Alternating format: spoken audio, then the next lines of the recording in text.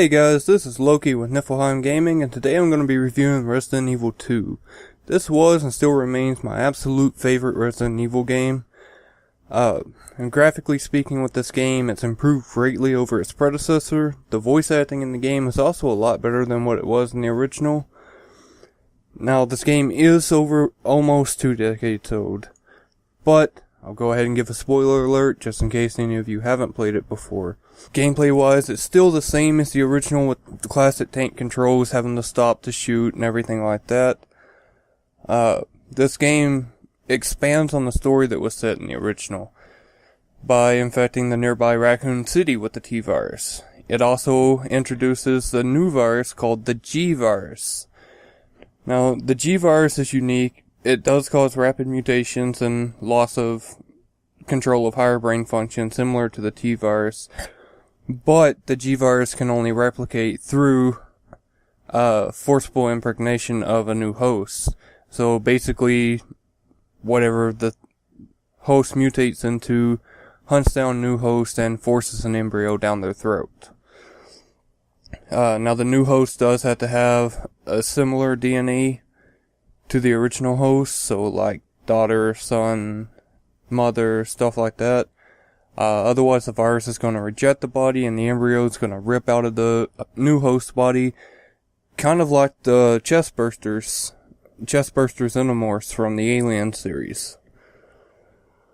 Now in this game you get to play through as either Leon S. Kennedy, a rookie cop that's doing his first day on the Raccoon City Police Department force, or Claire Redfield, sister to the previous game's antagonist Chris Redfield, who is searching for her brother after he seemingly disappeared.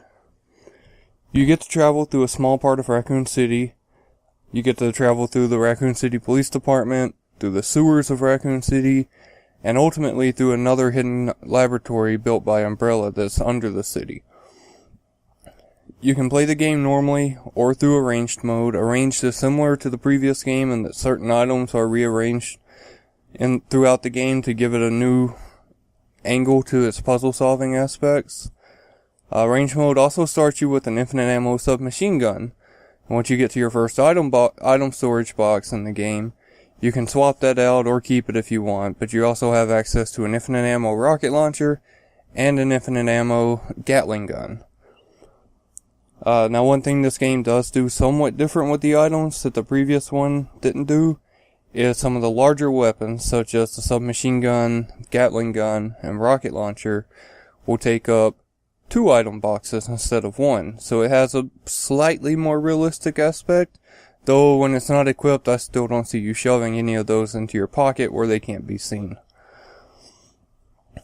Now, the herb and health system in this game works the exact same as it did before, with the addition that once you hit caution mode, your character will grab their side as they start to walk, which is an indicator that you've been hit kind of hard, you're out of fine, you've lost about a third of your health, which is nice because you're not having to constantly check your health to see how close you are to dying. It's a little bit easier to tell just by looking.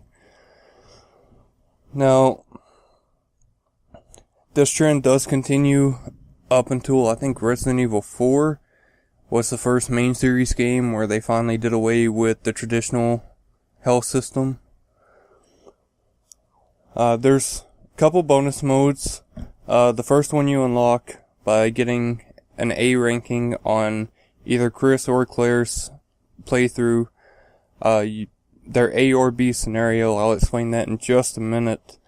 The bonus mode you get to take on Umbrella Special Operative Hunk to retrieve a sample of the G-Virus in the sewers, and then you have to get back up, I think it's to the roof of the police station, to set off a flare for your helicopter to come and extract you.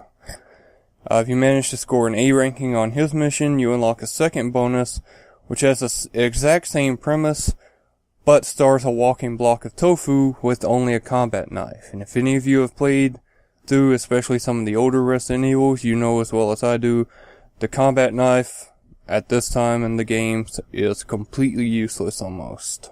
Now, the A and B scenarios I mentioned earlier, basically what it lets you do is, with Claire and Leon, you choose one of them to play as at first, Once you beat that game, you get to play through an alternate scenario as the character you didn't originally play as, which kind of ties in a little extra story, gives you different creatures to fight.